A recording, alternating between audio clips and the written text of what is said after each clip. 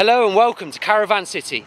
This area of Bristol was once referred to as the jewel in the city's crown, but it's now been dubbed Caravan City by the national tabloids. Let's spend 24 hours in Caravan City and find out what it's like to live here. You can see here behind me, rows and rows of camper vans, caravans, motorhomes, you name it, is here. Bristol City Council has recently stated that around about 800 caravans are located on the Downs area of Bristol. You can see someone's tent here, being overlooked there by likely £1 million properties.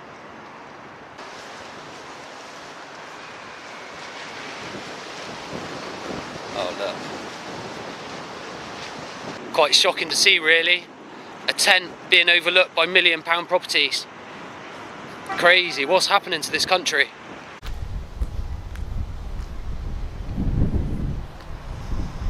Welcome to Jaywick, England's most deprived place.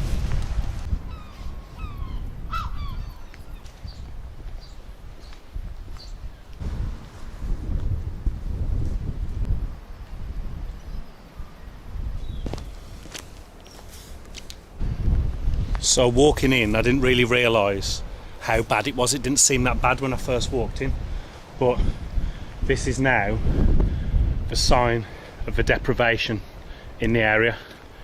These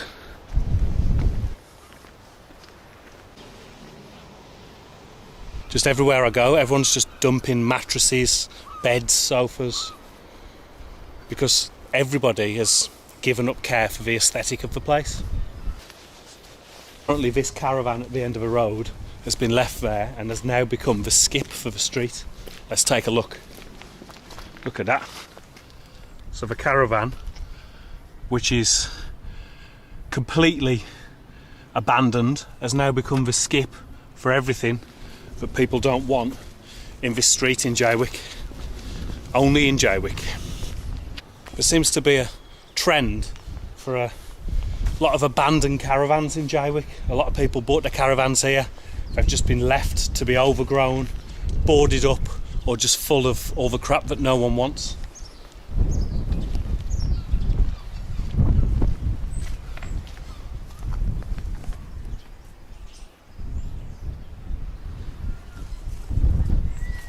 Jaywick, Essex, in conclusion, is it the most deprived place in England?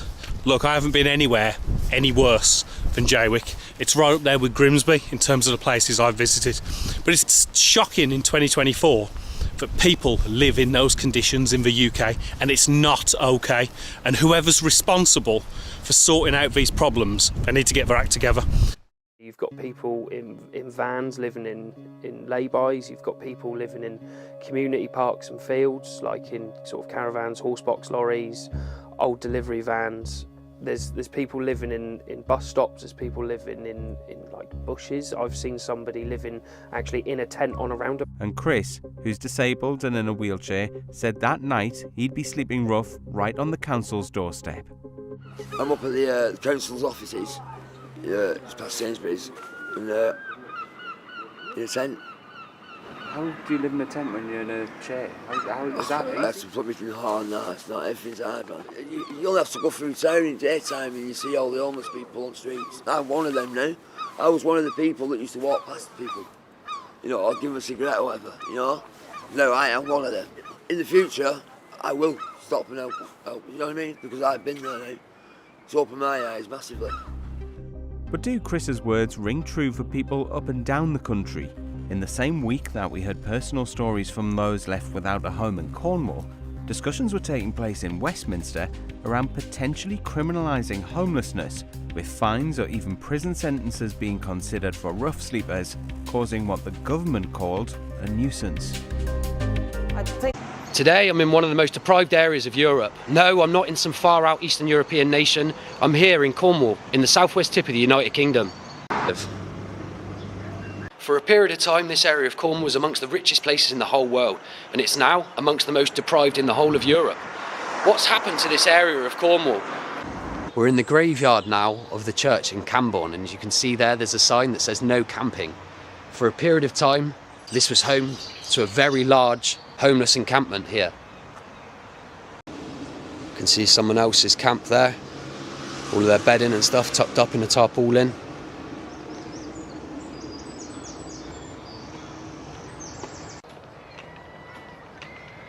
Hello. How long have you been here, love? God, since before Christmas. Really? Yeah. No help for you? No, we're just on the list, apparently. On the list? Yeah. So what led to you being out on the streets? Well, me, my mum, my brother, my stepdad, my partner, we were both renting private housing, and landlord just decided to kick us out one day. So sad, isn't it? Yeah, horrible. It's just the lack of opportunity, lack of housing. Yeah, and the tent gets attacked most days. Really? My mum's been beaten up, like, loads of things. So all of you stay here? Well, no. So we've got some of us down there. We had some of us up there, but they moved us on. Yeah. Some of us are in a different part down there because they keep moving us. But Yeah. this is my mum's one, and I'll just come to see her because she's disabled, got COPD, just like can't walk and everything. But and she's not priority either? No. How does that make any sense? I do not know. Don't know if you can make it out there, but graffitied on the wall it says social services, give me my kid back. That sort of tells you what's going on here in this town. So much poverty and desperation. Like most things here in Camborne, that's just been left to rot. And once again, and not for the first time in this series, I've been alone in an empty shopping centre.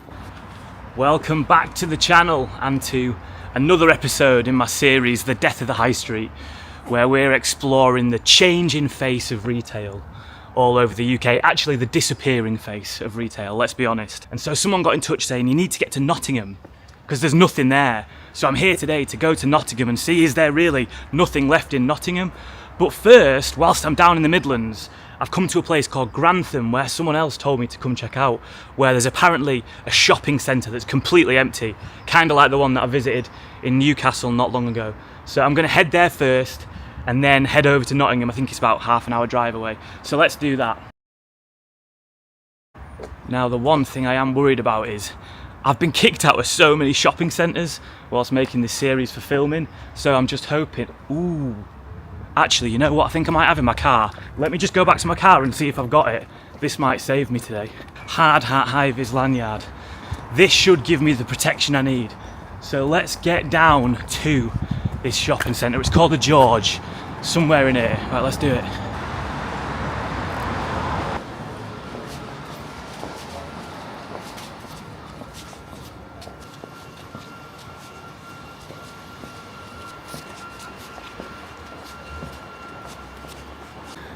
This place, it's Wednesday, so that place technically should be open. I do feel a little bit silly now, not going to lie, in my disguise. We'll seem as though there's nobody in here to hide from. I also think there's no security guards, well, because there's nothing to keep secure. Pretty sure I'm not going to get booted out of this one today, guys. To let... Fucking hell.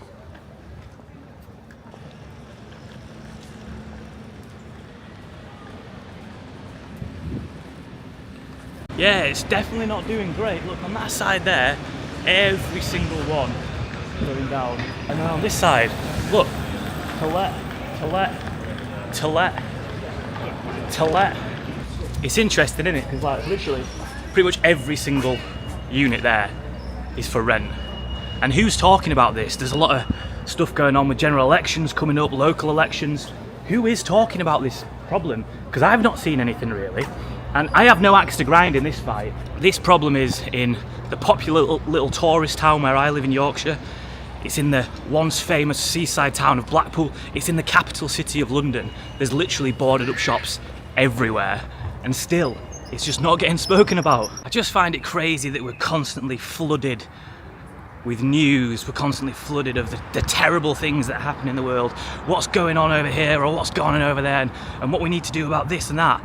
And then literally the stuff that's right on our doorsteps, our city centres, our town centres that are just falling apart, decaying, and just nothing getting done. And let's have a look in the exchange, see what's going on in here.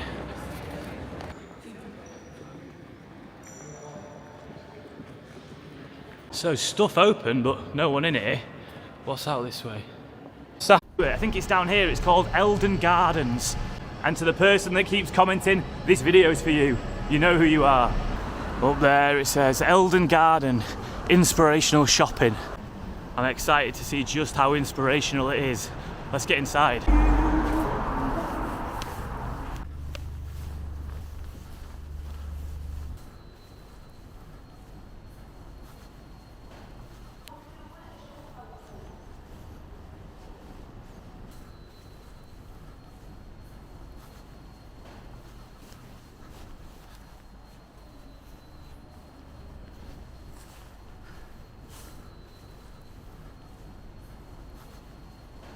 Wow, this is the worst I've ever seen. Literally every single unit. I've not come across one. Actually, there's a nail salon there that's open. The rest completely empty.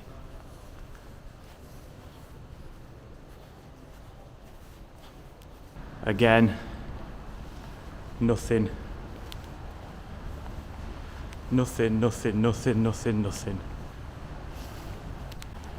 A beauty salon there, the rest completely empty. This is so weird. There's literally just me in here, row after row, every single one empty. 2 floors up as well here. Wow.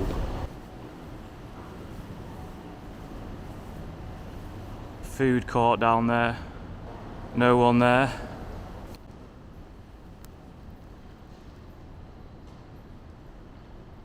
So a lot of them are saying we've moved to Eldon Square. So I'll have to go check out Eldon Square as well, because maybe that's where all these are moving. But this is so weird. It's literally just me. No one else in here. Interesting. So on this one here, the library, it says they were asked to move.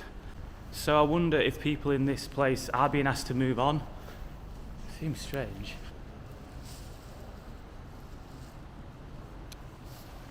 It's just me. Crombie there. I'm on my own. I feel like I'm in a zombie movie. What the heck? So yeah, I think we've got 2 levels here, it's saying. Every single one, apart from them, the nail salon and something else, empty in here. Now, there's a bit more to explore around here. I think this leads on to Eldon Square, so we'll have a look down there, see if that's where everything's moved, and maybe there's some stuff still open there, but what the heck? Nice roof.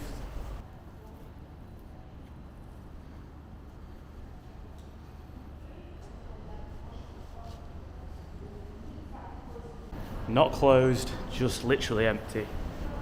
This is bonkers. Richard Sinton Jewellers. All them over there. Imagine this was once the hub of shopping. So busy this place will have once been. Sign of the times. Look at that. A lonely, sad coffee machine. But it's not been used in ages. What's your name again, mate? John? John, yeah. So John's just taking me on a little bit. Whoa! So this bit here is where, what are you saying, that used to be nightclubs and stuff? Used to be nightclubs, little shops and stuff like that. You can see like it's got the arcaded roof. Yeah. I mean, it's just absolutely deserted now. Yeah. Any of it. And this is just, as you can see, Spitting Downs just off the high street. Yeah, so close. Like, it literally took us, what, a few minutes to walk here. Wow.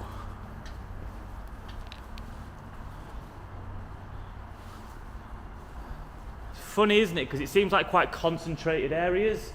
Like I said, that shopping centre was really concentrated, and then where I've walked around the centre so far is fine, and then this bit again here, super concentrated. I mean, it is crazy in here, but just look at all that. It's hard to imagine it once having life in, isn't it?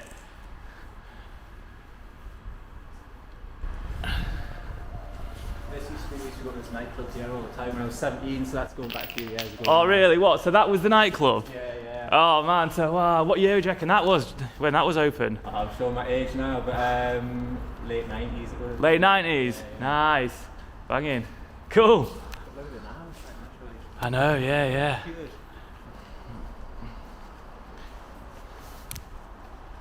Yeah, so that whole bit we've walked through there, completely empty. But I think back in the day when we first did this, it would have been like Elton Garden, it would have been the new like little shop arcade, you know, the you new know, cool, shiny quirky new. place. Yeah. I mean, it would be great, wouldn't it? Like, if you could just that, because it's so close. And down there as well, looks like there'd have been a shop there. Yeah, bloody. It was what? Snooker Hall. Oh, snooker hall. Wow. Oh yeah, Central Snooker Club up there. What an absolute legend that guy was. He's just had to get back to work, but yeah, he brought me here to this crazy bit, which is just now devoid of life, like that other bit we were in before, that shopping centre. At a time when so many things are rising in cost, his comments are facing increasing criticism. So somehow in the UK, someone needs to accept that they're worse off. The Bank of England's chief economist Hugh Pill telling a US podcast people in the UK should stop seeking pay increases, pushing prices higher and generating inflation. And what we're facing now is that reluctance to accept that, yes, we're all worse off and we all have to take our share. In Peebles and the Scottish Borders, violinist Nick wasn't exactly in tune with the banker's sentiment. I mean, that sounds like the kind of comment that's fine if you can weather the storm and not fine if you can't. A view shared. Again, it's rich people telling the poor people to shut up, isn't it, basically? Fiona, who tirelessly runs a food bank in the town, talks of more people than ever seeking help. What are they telling you? Everybody that comes here, they're not in a good place. Something has not gone right, and it's not fair. It's not fair because it's not their fault. I mean, we had a mum in yesterday who's got 3 jobs. I mean, she's got no time to do anything except work. It's the same everywhere, according to the Trussell Trust, which says it gave out nearly 3 million food parcels in the past 12 months. That's a year-on-year increase of 37%, 750,000 people using a food bank for the first time. I don't think that people at the very bottom of the income scale can fall any lower, can be any more worse off. When you've got 3 million emergency food parcels going out the door, you know, the busiest ever, it can't be, and it shouldn't be the people who are already struggling, who could possibly get by on any less. It's already impossible for them. For people already deep in difficulty, money is in short supply. There's food here to help, but the kindness can't cover all costs.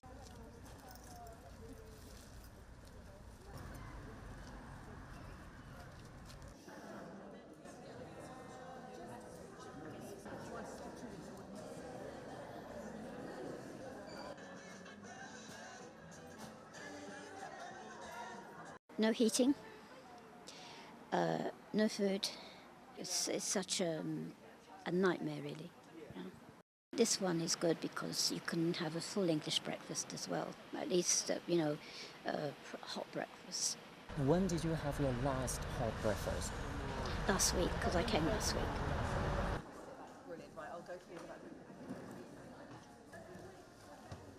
We regularly have people who come in that may not have eaten for 2-3 days. We didn't used to see that before. I also had a family where one night they fed the son, the next night they fed the daughter because they can't feed everyone. I just think it's shameful that we're in a relatively wealthy city that we have people that are struggling. This is our storage room. This used to be completely full. So we used to have all the shelves full, we used to have things on the floor. And this is pretty much what it looks like these days. So you can see many shelves are empty because demand has gone up and donations have gone down. And we've actually had people that come to need us that say, you know, last year I used to donate to the food bank. I used to drop some food off every week and now I need you. So it is becoming more and more difficult. If I take anything, I don't take more than one. I always say, leave one for the next person. I can manage with one, or I'll make myself manage with one thing. At a food bank in Manchester, I met Dean. He's a diabetic and he told me that without the support he's received, there's a good chance he'd be dead. Tell me about how you first came to be using a food bank. I first came to use a food bank when I lost my job. I lost my job as an engineer and I had no money. I was using the job centre and they knocked me down to about £200 and odd a month and I couldn't afford food in certain parts of the month. Dean. I'm here at Fair Share Greater Manchester, a charity that helps over 50,000 people. We're seeing completely different is that, of course, those very vulnerable families are still vulnerable, but we're seeing families come in that are in full-time employment and still they can't pay their bills. This social supermarket is just one of over 200 places supported by Fair Share Greater Manchester. Back at the depot, volunteers are still working tirelessly to support as many people as possible. I am chair of Penryn and Falmouth Food Bank, and this is where our store is. A week ago, this was completely empty. It's only due to a shop we did at the local cash and carry, and also a response to a post I put on Facebook that has actually enabled us to have some food. It was empty because there's what I would call the squeezed middle, the people that we normally rely on to put food in the donations box, that they just don't have the money either. So the donations have gone down. There's going to be a critical point, and at that critical point, when we've run out of funds, at that point we won't exist. That would mean that all of these people that we help, this increasing number of people that we help, have nowhere to go. If people had reasonable prices for things and their wages were increased, or their wages were at least in line with inflation, then they wouldn't be facing the costs that they are now. But at the moment, those people are suffering and they are tightening their purse strings, and so therefore persuading them to put things in a food bank box is becoming more and more challenging. We are increasingly seeing more and more local families who are working poor. They're working as many hours as they can, but because of the crisis out there at the moment, they're just finding it really difficult to keep their heads above water. My name is Richard May. I manage the Dracaena Centre in Falmouth. Won't react to people who say to me, well, if you can't afford to feed your children, why did you have children? And I'm like, well, I wasn't in a financial crisis. I didn't predict, I wasn't psychic, I can't predict what was happening now. She had to choose whether or not she was buying nappies or sanitary protection. I genuinely think if it wasn't for us doing that, there would be no dinner. We're facing the worst cost of living crisis in recorded history. I'm afraid it's going to be deaths. Around is our little treasure trove. We are a food bank, a clothing bank, as well as a baby bank. It is a little bit of a mess inside, but you're all welcome to come in and have a little mooch. The clothing bank is running a referral, so we get loads and loads of support workers coming through every week, and they'll just come and take what they want for their clients. Sad that it's needed in the first place, but we are where we are in the country, and there's nothing you can do about that. This is the families that would have donated us in the past. A lot of them were actually coming through the door asking for help, but it was got quite scary, thinking we weren't going to be able to keep up with the demand for quite a while. The ones that are working are stopping the stereotype of a typical food bank user now, because it's not just, you're not just on a benefit. Some people are coming out and they're working, they're busting a gut all day long, and they're not any better off, and they're still finding themselves coming through the door. Herefordshire, a beautiful part of the country, but like everywhere, life can be hard. The food bank charity, the Trussell Trust, says in every part of the UK, increasing numbers of people are running out of food and money to buy it. There's an MP who said there's no one in the NHS using food banks, and I want to say, well, there is. Emma Dudley is a trainee midwife. She was one of those forced to turn to a food bank for the first time last year. Emma and her partner both work, but it only needed a couple of things to go wrong for the family to run out of money for food. The food bank here will be opening in the evening soon, so people can come after they finish work. We're finding that there's more people who are in employment, and certainly here at Food Share, there's people who are saying, well, we just can't manage. We've got 2 people in work, two adults in work, and we still can't manage. Down at street level, in the shadows, are Blackpool's forgotten. The homeless and the vulnerable are growing increasingly resentful as one of the town's historic hotels plays host to more than 300 Channel migrants, just yards from where they're forced to sleep rough on the streets. I'm invisible. I am literally invisible. People walk past, they don't even see you now. Sketch has been sleeping rough in Blackpool for months. His story sums up the absurdity of the Channel migrant crisis and will serve only to stoke the anger felt by many. Inside this hotel, mainly young men who paid criminal gangs to cross the Channel illegally. While life for Sketch and friend Gaz, an army veteran, seems almost unbearably miserable. With post-traumatic stress, his downward spiral eventually left Gaz on the streets. He didn't want to talk on camera, but Sketch sums up the anger they all feel and what they see as the injustice of their treatment, in stark contrast to the migrants nearby. It's wrong because you're looking at the real homeless here, and with them putting them in there and then leaving us on the streets, it's wrong. With 50,000 hotel and bed and breakfast rooms across Blackpool, it's an obvious target for Home Office contractors looking for more asylum seeker accommodation. Indeed, the travel group linked to this hotel and 4 others in Blackpool confirmed to us they've been approached and offered a large sum of money by a company looking to acquire 3 hotels in the area for migrant use. They've said no at the moment, but the operations director admits the offer is tempting. The industry itself is extremely difficult at the minute, so when something like that comes along where you're guaranteed a year and you're full all the time and the rates that they're looking to pay for that, then yeah, I can see quite easily why it could be considered by somebody. The area's Conservative MP says he'll be on the front line of any protests against new migrant hotels. My inbox is already full of people who can't get a council house, can't get an NHS dentist, a GP appointment, and the idea that you can locate 300 asylum seekers in the UK's most deprived ward, which is where they are currently being hosted, without that wraparound support is complete and utter madness.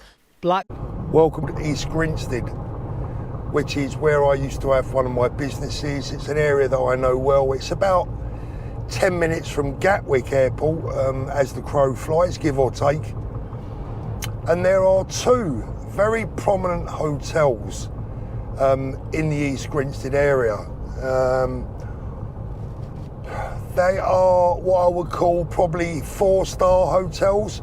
I'm not sure, to be honest, but I would imagine they're a minimum of 4-star. Very, very nice, very plush, very popular with American tourists on their way in and out of Gatwick Airport, and really was a boon to the local area.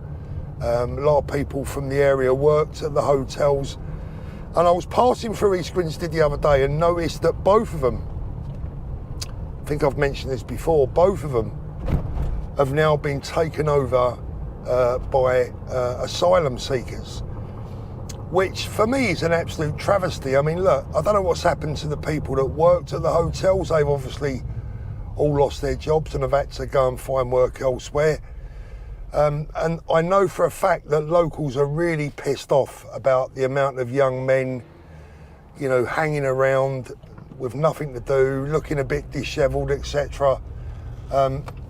Their words, not mine, often looking a bit sinister, hoods up, you know, late at night, hanging around in groups. Not conducive to an area like East Grinstead, which is a very sleepy sort of Surrey, Sussex border suburb. It's almost a big stockbroker belt, like, you know, the locals, I can tell you now, the locals ain't impressed. Well, what I'm going to do is, on my way to Heathrow this afternoon, I'm going to stop by both those hotels and we'll see what's going on. And for me, the big shock is why they have to have security at the front of these hotels. What are they hiding? What are they protecting? What are they hiding? All a bit of a mystery. So let's go on our way, and I'll fire up again when I get there. Fawn Hotel, Effingham Park, employed a lot of people, and it's now been designated for illegals. Price of a room, God knows. It was always an expensive hotel. you know, one of the better hotels in the area. I think it's got a golf course as well. Here we are, let's have a little look. So here we are, the Copthorne Hotel. And here we go, look, there's security there sitting in the van. So that car that you can see there, there's 2 security guards sitting in there. I don't know if you can quite make it out from here, but they've got cones to stop anyone from driving in. Bizarre. What are they trying to hide? They're either protecting something or they're hiding something. And this is what I want to know. Which one is it? Are they protecting something or are they hiding something? It's a mystery.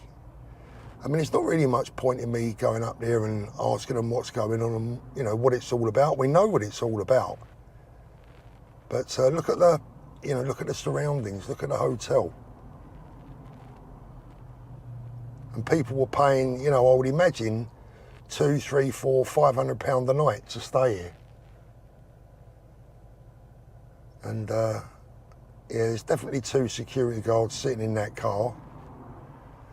When I drove past the other day, one of them was sitting on a seat just over by that 5 mile an hour sign. So that's the first hotel. Let's move on to the second one, which is only about 2 miles away. So typical, just as I turned the camera off and went to pull out the entrance there, a car pulled in with 3 nurses inside the vehicle. They were all wearing like light blue nurses' uniforms with NHS badges on their around their neck. I just don't know what's going on here. I mean, can you imagine trying to get 3 nurses to come and visit you or me? You can't even get a doctor to come around and see you these days, let alone 3 nurses. I mean, what is going on? Why do they need 3 nurses at the hotel? Obviously for health reasons, but you know, this is during a period when no one can get any sort of medical care at all, basically. No doctor's appointments, no hospital beds. We're already stretched and we're sending nurses out to hotels. Right, let's make a move up to the other one. As I say, it's only about a couple of miles away. And this hotel is actually even nicer than the last one. If you think that was nice, this one is even better. I know this hotel well because when I was in the watch business and I used to have customers fly in from overseas to meet me, I would often meet them at this hotel, so I know how nice the hotel is. It's real oldie-worldy, you know, typical sort of rural English country hotel, really nice. I would imagine at least 4-star, might even be 5, but not anymore. So here we are at the Copthorne Hotel. Again, look, same thing, barriers everywhere. Got someone getting out of a car here, and we got a security guard.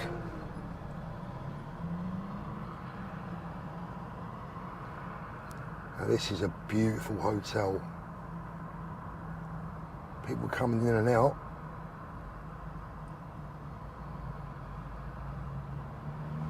A hotel that once used to serve travellers in from Gatwick and the local community, now serving illegal asylum seekers. And there we have a security guard. Again, the question is, what are they protecting the people in there from, or what are they hiding from the people outside the building? Workers, looks like workers going in and out. He's asking me what I'm doing. Let's see if he'll speak to me. I'll try and turn around one-handed.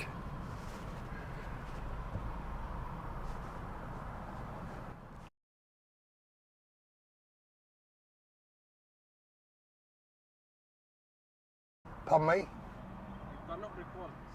Yeah, I can. Yes, no, you can't. Yeah, I'm in public place. No, it's public place. You can report outside. But you cannot. This is a public place, my friend. I'm just turning round. Can you move away, please? Yeah, I'm going to turn round, yeah. Do you know how much longer the hotel's going to be closed? Hello? Do you know how much longer the hotel's going to be closed? No? There you go.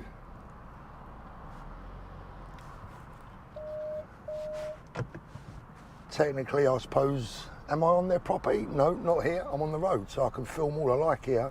Nothing they can do about it. They are so touchy. So I've turned the car around. I'm now sitting at the entrance, and he's on his radio now, talking to someone. I mean, what are they so nervous about? That's what concerns me. I mean, it's a hotel. People are sleeping in there, living in there. Why would they even have security guards outside? Now he's, again, I'm going to show you. I'm actually going to, I might even get out and just show you, because he's loitering around, wondering what I'm doing. I don't want to lose me audio. Just bear with me, guys. Yeah, so he's still there. Look, let me see if I can. I don't know if you can see him. He's loitering around with his handheld. What I want to know, what is he so bothered about? What's concerning him so much about me being here? What's upsetting him? Why does he seem so nervous? What are these people hiding? What are they protecting? I think he's actually called more security. I don't know, but he's been on his handheld a while, and he definitely seems really spooked that I'm here. Yeah, there's another one coming out now. Let's just see what I have to say. Although I'm not here to have any confrontation, I'm just having a look. You know, I'm not going to be deliberately awkward or difficult. I just want to see what the reaction is. There's now two of them. Are they going to approach me? Let's have a little look. Let's just see. Look, see if I hope you can see. It's a bit difficult. So yeah, there's two of them now.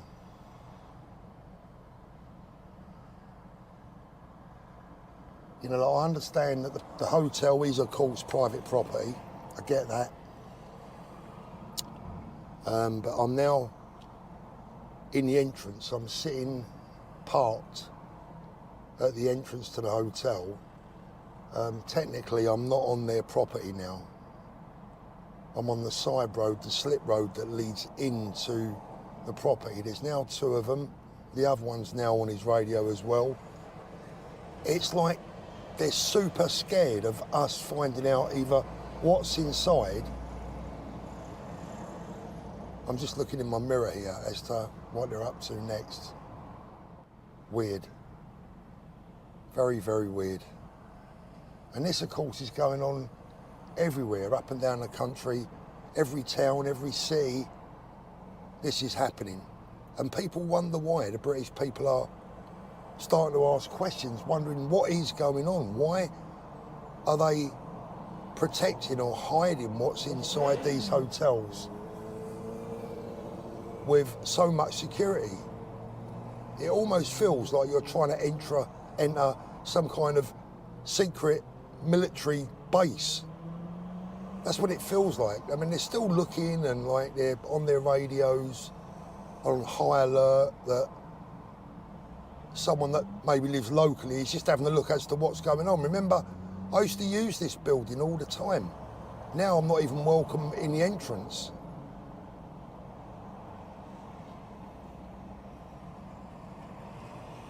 There you go, guys. It is what it is. Police is done. Come back, guys. We're on our way to Madeley Court Hotel. We're in Telford today. We're going to check out another migrant hotel. So I'm out today with Joe Vlogs and the gang. Don't forget to check out his channel at Joe Vlogs UK. So yeah, here we go. This is going to be Madeley Court Hotel. Ah, look, yeah, there's a telltale sign. The nets are drawn. If you follow the channel, guys, and you've watched previous videos, you probably know what I'm talking about, nets and curtains being drawn. That seems to meet the criteria. Joe zooming in.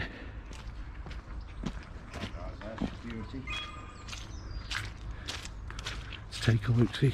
There's the security. I have another security guard's just gone inside to the reception. There you go.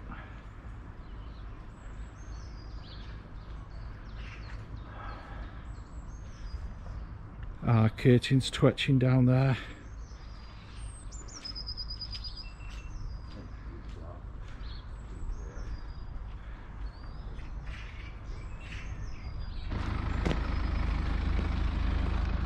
Yes, Donna, we see a goon. Jack cones, I don't know how that's going to stop anyone. And there's a signage there. Welcome to Madeley Court Hotel. So, let's have a little butcher's. As Joe just says, it's a lovely historic building. So, Weddings cancelled here. Parties cancelled here. Guests losing the money. Well, not losing the money, but I bet it would take them a while to get the money back after everything was cancelled. But yeah, this is more like a, almost like a concentration camp for them here, really. I would probably say. You can hear some shouting as well in the background. I don't know if it's the security. Don't know what this thing is here. Right, I'm going to go and get close to Joe. It's best to keep her numbers because I've heard the security here can be aggressive. We're going to check out the bins.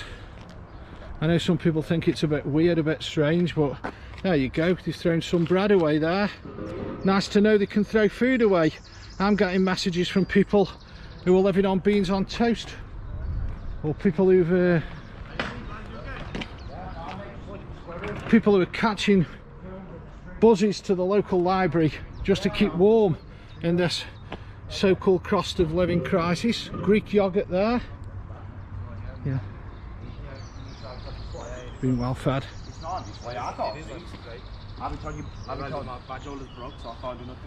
Well, you need have something on where you can put it on display. You know, if you don't display it and you come up to a member of the public, you're breaking the law. No, I'm not. Listen. Yeah, you are. Alright, listen. Yeah, you are. So you're breaking the law coming on private property? Not breaking the law. Trespass is a civil offence, not a criminal offence. Not showing that badge there is a criminal offence.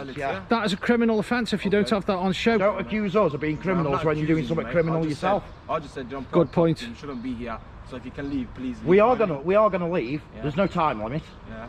You should know that. So in that case, we'll call the police and they can remove what, you. for a man with call a the camera? police. That's fine, yeah, because you're not really allowed to. Call the police and we'll tell him about you not displaying that badge. How's that sound? You're going to call the reasonable? police for something that's a civil matter, not a criminal matter. It doesn't You're going to waste the police's time, You're are you? wasting the police's time being here. You're wasting the That police's is a time. You could have just left us alone. there. Left us alone, let us do us filming, let us find us squirrels in this tree, and then we'll be done. To be here. It's private property. Not allowed. Not allowed. Not allowed. No, not allowed. Not allowed. Not allowed. Are you taking the mic, mate?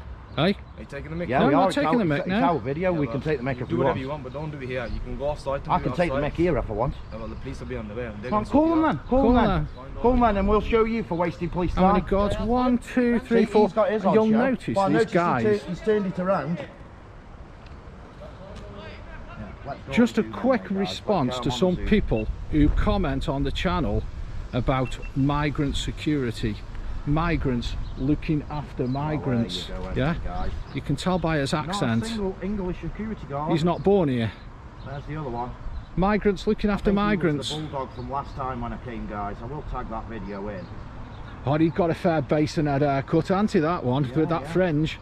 Well, what I was doing here, proper basin head. I was videoing through them gates there at the laundry service. As soon as they saw us, they shut the gates because they don't want to see who they're having the laundry off. But yeah, they've got a laundry service here, guys, so that's what something else you're paying for. Hopefully you can hear Joe in the background just mentioning about the laundry service. So, thanks very much for watching that one, guys. I'll see you on the next one.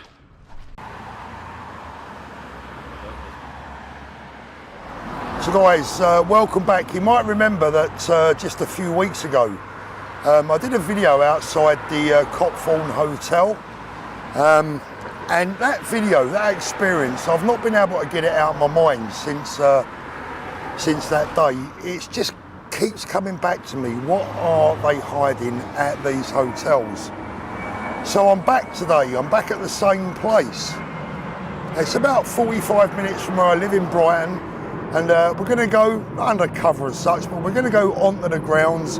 I'm not an auditor, I'm not auditing, I'm having a nose round to see what's going on, and I'm going to try and see, I'm going to try and find out what they're hiding.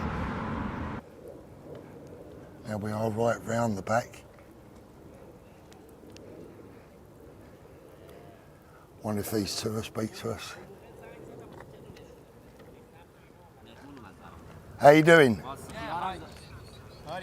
Where are you from? Iran. Iran? Yeah.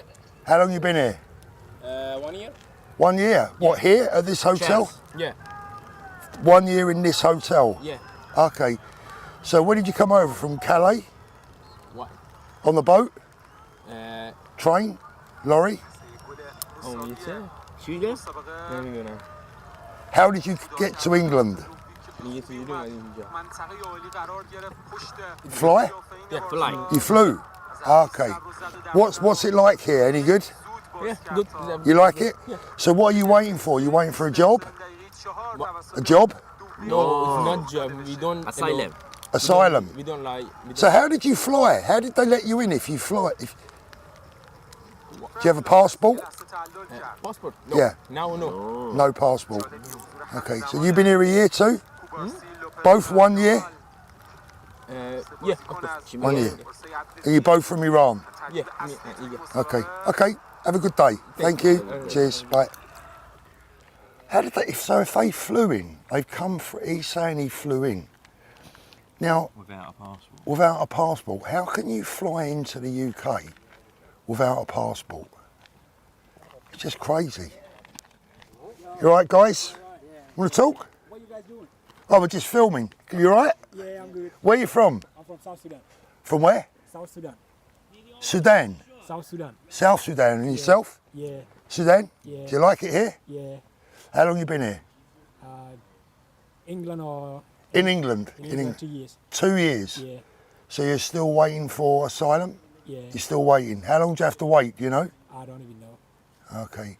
Yeah. Did you speak English before you came here? Yeah. Because your English is good. Yeah. You're not allowed to work, no? No. No. Yeah. So what's it like living here? Is it okay? Hello. Yeah, it's okay because you don't have choice. Pardon me? You don't have choice. You don't have a choice? Yeah, Oh, okay. So how did you get here? Did you come by boat? Did you come by plane? How did you get here? Yeah, me myself, I come by plane. By plane? Yeah. So did you come with a passport? What? Passport? Did you have a passport when you came? No, only story. So why did you leave Sudan? Is it problems there? Yeah. This used to be. We've just been having a lovely chat. We've been having a lovely chat with one of your guys. No comment. Can you leave, please, the private property? It's paid for by the government, which means it's not private. No comment. Oh, well, no comment for me either then. Okay, it's a private property. Please, can you leave? No, I can't do that, my friend. Why the mask?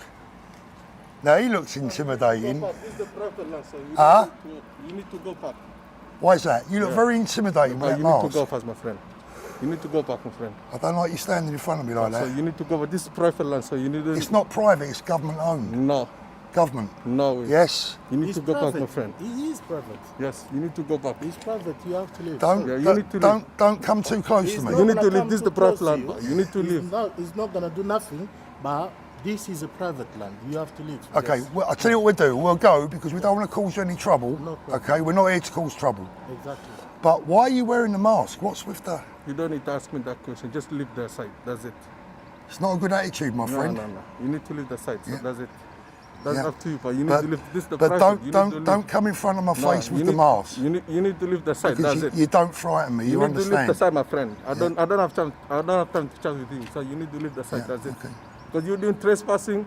This is the private land, so you need to leave. No, it's now government property. That is law. You understand? That's up to you, but It this is- is it private is land. now- We're telling you, we're okay, not living. so you just said it's up to me. Boss, Yes. you know that you're trespassing. We're not, because it's now government property. It's not. It's a private property. It's not a It government. used to be private property, It is a private property. but now it's rented by the government. telling you, it's we a pay our private taxes. Okay. Yes. Like I can said, take we're not you to a place going to argue where with you are her. not allowed even to film. I can take you and show We you can the sign. film. I don't care what the sign says. Okay. We really please. don't care. Okay. Please leave because this is a private property. Why are you so protective? What are you hiding here? No comment. You know, we're just friendly people. We're not after causing trouble. We just want to know what Understand, you're hiding. But no comment. Okay. All right. Thank you. You're welcome. And you really, if you're security, if you have your SIA badge, you have your badge? There's no reason I can show you. You need to leave the No site. that's badge. it. So you have need no to leave the SIA site. badge. You need to leave the site. That's it. So they're now following us.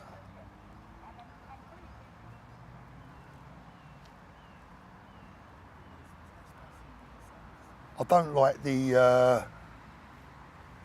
I've got to tell you, I don't appreciate a man with a mask coming up to me, speaking to me like that. But like, you know, I am a gentleman. Will remain a gentleman. I'm not going to get involved in any naughty boy stuff. But people can make their own mind up of what's going on. This is the problem. You know, you go round and you speak to some of the young men. They seem really nice. They seem polite. They pull at your heartstrings, and then you come round and you meet security. And the question comes up again, the same question. What are you hiding? So there you go, guys. That's it from the Copthorne Hotel. And it seems it doesn't matter what hotel you go to, they're all the same. 24-hour security guards. I mean, if I go just a few miles down the road to Gatwick Airport now, to the hotels that haven't been overtaken by the asylum seekers, there won't be any security stopping you going in or out or posted around the grounds. And you know, the big guy with the mask, he looked like he was ready to kick off at any given moment. No badge. Look, I'm not going to make a fuss. That's not what this channel's all about. As I said earlier, I'm not an auditor. I'm not here to cause trouble. I'm just here to show you what's going on and give you a slightly more, I don't know, let's just say a more mature perspective. And hopefully I've been able to do that for you today. Let me know what you think. What is going on behind closed doors here? What do you make of it? There's quite a few people coming and going, so they're all obviously free to come and go as they please. Lots of nationalities here. I haven't got the answer. Right, back to Brighton. Well, last week, a group of asylum seekers camped out on the street outside a hotel in central London. They slept rough for 2 nights and were refusing to stay in their free, taxpayer-funded accommodation because it wasn't nice enough. They were happy with the food, though, which is good, isn't it? And they also said that they have Wi-Fi, which is actually more than I've got at home at the moment. So. Hello guys, welcome back to the channel. Today we are in Daresbury Park and Warrington at the Migrant Hotel, Daresbury Park. Just here, a legal migrant hotel. We're just coming up to it now. It's a very, very big place, by the way, guys. Absolutely huge place. Yeah, we can just see. I'll have a quick look through the window here. That's obviously the dining hall of some kind. Yeah, so they've got they're having the grass cut. So this hotel is part of the Britannia chain. It is. It's a bit of a shithole, really. They've got steak, bacon, grill. Looks close, to be fair. Well, that's part of the Britannia Hotel there. I'm gonna have a quick wander down here. Well, I'm gonna have a wander down here now. There is a leisure club attached to this. There we are. They got a nice little football set up to keep them active. This place is huge. I'm knackered just walking around it. So it's going to take you over here. We've got a shed load of bikes just there. It's going to take you up and show you all these shipping containers. Now this is very suspicious. All these shipping containers What the hell's going on here?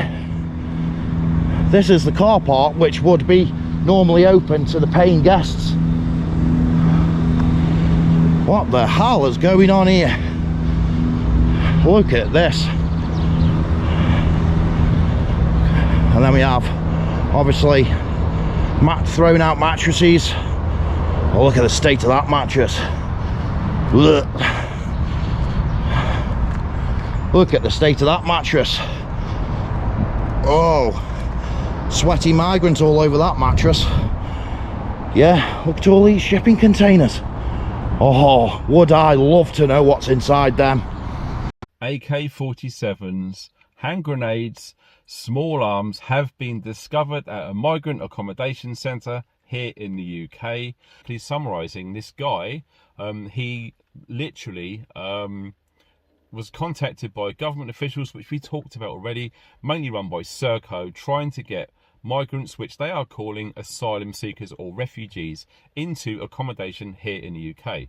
We've already spoken about this on loads of videos, and they have been offering from 200,000 up to £1 million to hold as many migrants as they possibly could in these hotels, bed and breakfasts, and now even in residential areas regards landlords and tenants. Okay, so it is literally just going everywhere. But we're going to touch on the MOD sites here in the UK as well. Now stay tuned to the end of the video, because I'm going to give lots of questions and I want you guys to try and answer them. So stay tuned to the end of the video, very important. So yes, what happened then? Well, this video basically says that this guy, he had a delivery of lots and lots of big boxes at night time.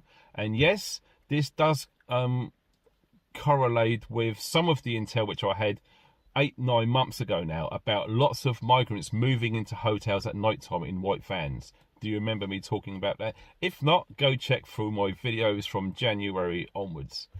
There's loads of reports of that, and there's video footage and all sorts of stuff of this actually happening. So this would sort of go in line with that.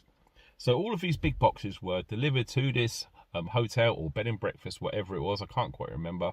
And they was told like not to open in boxes, and this guy was given a box only to be opened at a certain time when he's notified or whatever it is. Basically all of these boxes had keys, had numbers. They were assigned to all of the named people staying at this hotel, bed and breakfast, to be opened when instructed. Now this guy spoke to a friend. He had concerns about, you know, something doesn't feel right with this. Why is this happening? And his mate said, well, if it's delivered to you, it's got your name in it, it's in your address, you have a legal right to open it, not to be opened on instruction or whatever. So he opened it, he looked into it, he found all these keys, he opened 2 of these boxes and he found AK-47s, hand grenades and ammunition. Scary. And yes, there's like an unnerving sense that something is coming. It's a very, very solemn thought. Now, I want you to consider this. Earlier on in the video, I said stay to the end. Well, here's to the end. Questions, okay? These are the questions which every single United Kingdom national should be asking to themselves and to as many people as possible. Now, I want you to seriously listen to what I'm about to tell you. When you flee a war zone, you take your family. When you go to war, you leave them at home. What have we been seeing? Yes, what have we been seeing? Where are the migrant women, children, elderly? Where are they? Where are they? Is there any videos showing loads and loads of like women and kids and like their grandparents and their fathers and mothers and etc.? There's nothing. So if you are fleeing a war zone, do you think that looks a bit fishy? Really? Why are they between 70 and 30 years old? Why are they all slim? Why have they all got short haircuts? Why have we got these immigration centres that are not being used? Why have we got all of these new prisons that aren't being used? Why are prisoners being released early on tag? Why are veterans living on our streets? Think about it.